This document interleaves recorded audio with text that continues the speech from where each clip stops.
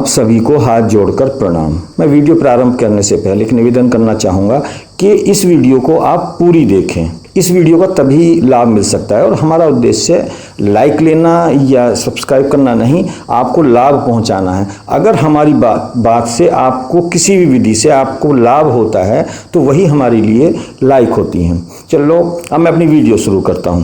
सावन के महीने में आप अपनी जो समस्त इच्छाएं उन्हें कैसे पूर्ण कर सकते हैं। कहते हैं कि भगवान शिव सभी की इच्छाएं पूर्ण करते हैं और हमारा अनुभव भी है कि हाँ, भगवान शिव सभी की समस्त इच्छाएं पूर्ण करते हैं।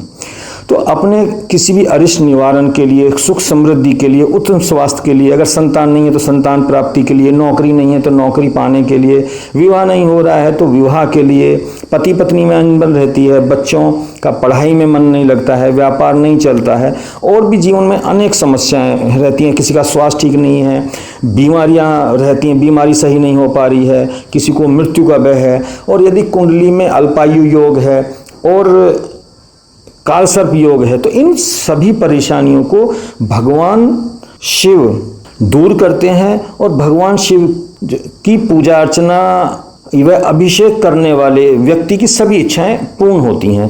तो वर्ष 2020 में 6 जुलाई 2020 को भगवान शंकर का सबसे प्रिय श्रावण मास प्रारंभ हो रहा है और इस मास में आपको ऐसा क्या करना चाहिए, किस प्रकार भगवान की पूजा अर्चना करना चाहिए, कौन सा मंत्र करना चाहिए, कैसे आप भगवान शंकर का अभिषेक करें जिससे आपकी समस्त इच्छाएं, जितनी भी इच्छाएं हैं वो पूर्ण हो सके। तो इसको सिलसिलेवार करते हैं कि प्रथम तो भगवान शंकर का जब अभिषेक करते हैं तो उसके लिए या तो पारा, चांदी या किसी भी धातु का हमें शिवलिंग लेना चाहिए और उसे बजोट पे एक प्लेट में स्थापित कर लेना चाहिए। भगवान शंकर का पंचोपचार से या षोडशोपचार से पूजन करना चाहिए और अभिषेक करना चाहिए। सबसे पहले अगर आप बहुत ज़्यादा विधि नहीं जानते हैं तो सबसे पहले भगवान शंकर का या शिवलिंग का सादे जल से अभिषेक करें और उसके बाद में पंचामृत से, पंचामृत यानी दूध, दही, शहद, घी और चीनी या बूरा और गंगा जल सबको एक जगह मिलाने से पंचामृत बनता है।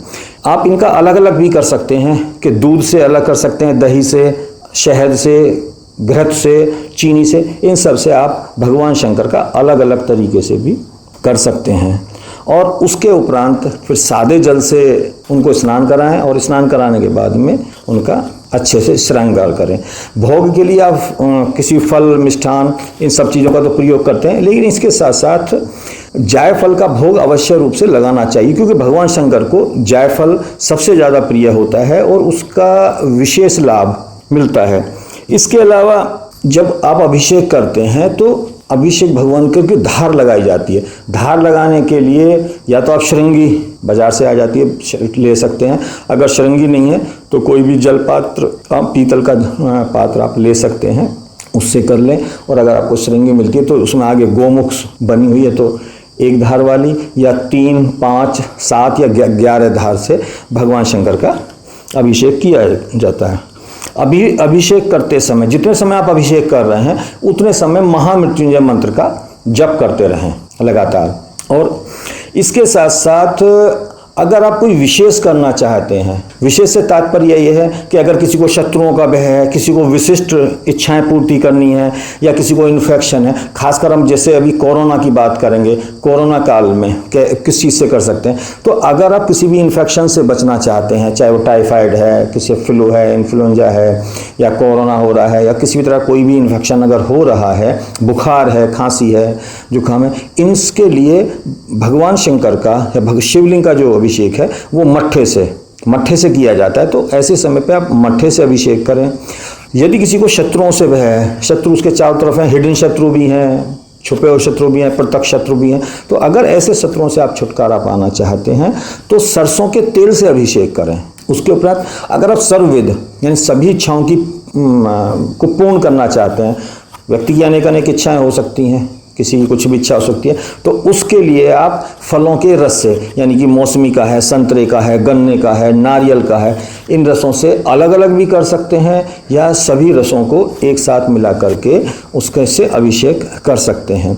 इसके साथ साथ उसके बाद में आप अभी रस, फलों के रस से, दूध से, दही से, इन सबसे अभिषेक कराने के बाद में जैसे मैंने पहले बताया, उनको सादे जल से स्नान कराएं, भोग लगाएं और श्रृंगार करें और जितना हो सकता है उतना महामृत्युंजय मंत्र का जप करें। और अगर आपको षोडशोपचार या पंचोपचार नहीं आता है, गृहस्थ है, नई चीज़ें आपकी समझ में आई हैं, तो आप साधारण तरीके से जितना आपको आता है यथाशक्ति और यथा सामर्थ्य उतना आप कर लीजिएगा। और फिर भी अगर कोई विशेष जानकारी चाहिए, कुछ हमसे जानना चाहते हैं कि भाई षोडशोपचार से कैसे किया जाता है, पंचोपचार से किया जाता है और दूसरी विधियां हैं, तो हम आपको वो सारी चीज़ें बता देंगे। लेकिन वीडियो में क्योंकि विस्तार बहुत ज़्यादा हो जाता है, तो वो बताना, इतनी सारी चीज़ें बताना, वीडियो लंबी बहुत ज़्यादा हो जाती है, तो उसको आप हमसे व्यक्तिगत रूप से भी पूछ सकते हैं। अन्यथा तो आप साधारण तरीके से कीजिएगा, आपको फल की प्राप्ति होगी। और जितना ज़्यादा से ज़्यादा हो सके महामृत्युंजय मंत्र का आप जप कीजिएगा,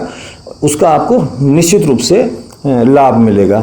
अब ये जो सावन का महीना है वैसे बहुत ज़्यादा विशिष्ट है, क्योंकि सावन का महीना सोमवार से ही शुरू हो रहा है और सोमवार को ही पूर्ण हो रहा है। 5 सोमवार आएंगे इस महीने में, तो किस सोमवार में हमें किस स्त्रोत का पाठ करना चाहिए, उससे क्या लाभ मिलने वाला है, उनसे किस चीज़ की प्राप्ति होने वाली है, उन सब की जो चर्चा है हम प्रत्येक सोमवार से पहले आपको उसकी कर लेंगे और उसकी वीडियो आप तक पहुंच जाएगी। अगर आपको उचित लगता है तो आप हमारी वीडियो को सब्सक्राइब कर सकते हैं और अगर आपको अच्छी लगती है तो आप इसको शेयर भी कर सकते हैं।